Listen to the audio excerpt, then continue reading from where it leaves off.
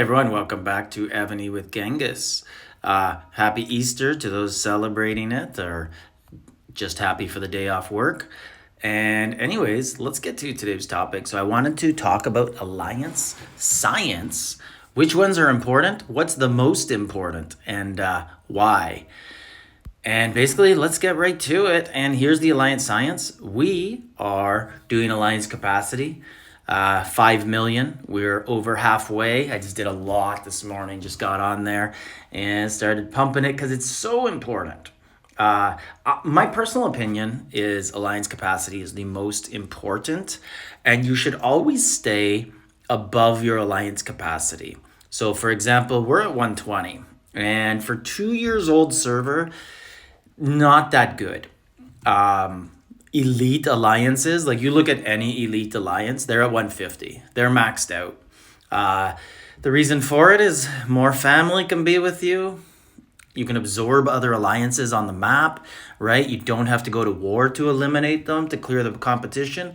You can just merge and you have room. It's also a leverage, item. Probably the most important thing when discussing a merge with another alliance. Let's say your servers merge tomorrow.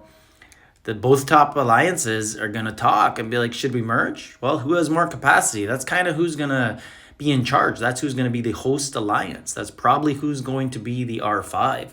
I remember when on my old server, we had a merge with, so I'll go to it now. We were server 136 and we merged with 68/90. So two other servers. And it should be right around here. And we had a guy in the alliance, Wes. And anyways, he was always telling us, this is my old alliance.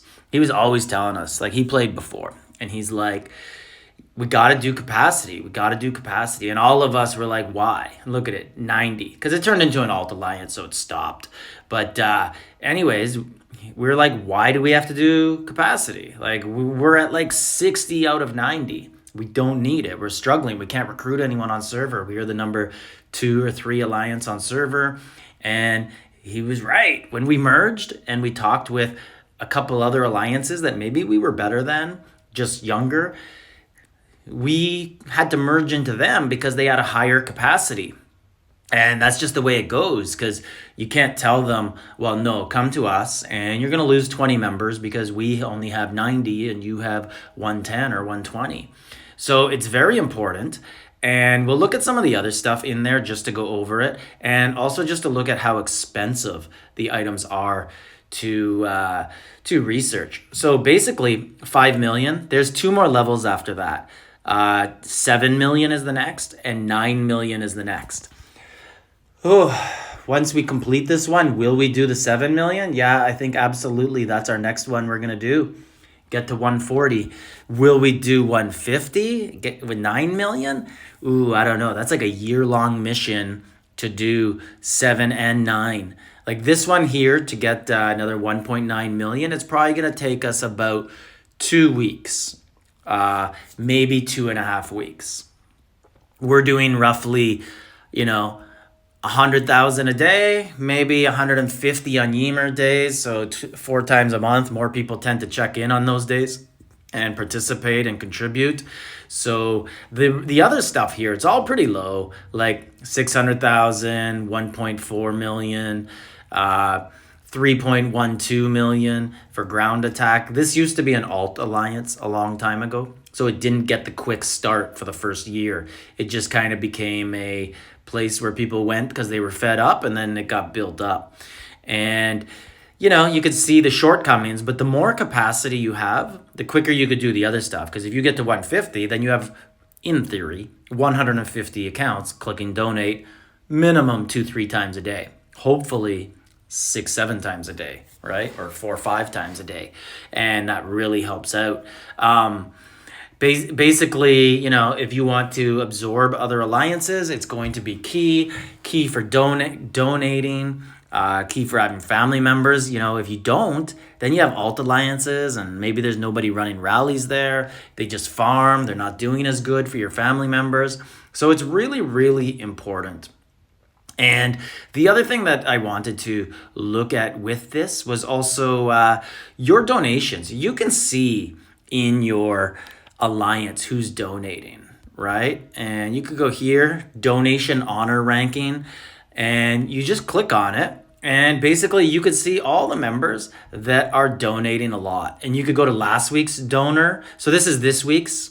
And then it's all time. On the left is your all time honor in the alliance, but on the right is your weekly honor, and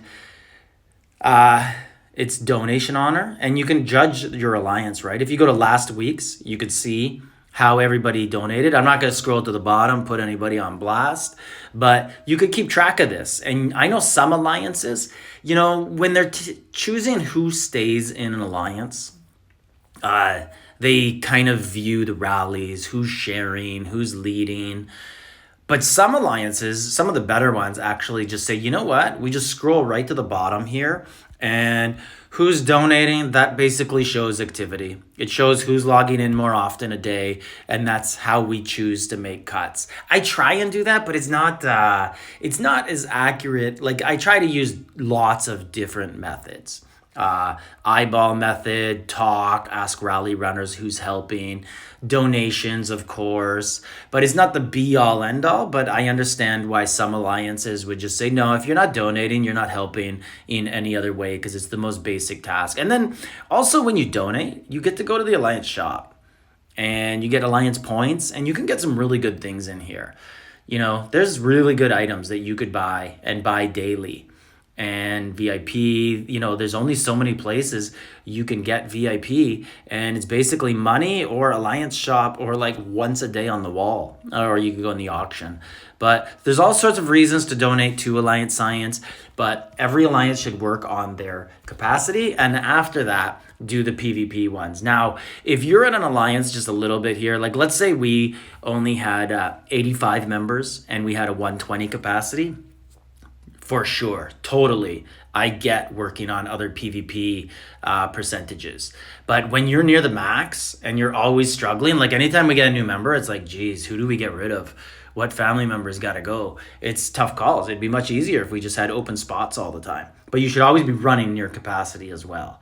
So anyways, that's it. Let me know what you think about that. What do you think about Alliance Science? Are you the same as me, capacity? And I think you basically, you look around all the top alliances, like I said. I looked around on the map, different servers before I did this, and every single one is at 150. They are all maxed out, and they're probably actually, begging Evony, hey, in the next update, well, you add some more alliance capacity. It sucks. It really, really hurts to increase it, but it's so worth it when you get it. And I know alliances who run competitions like, hey, who wants a blue Japan or a purple Russian, things like that, to motivate people to donate more. Anyways, subscribe, leave a comment.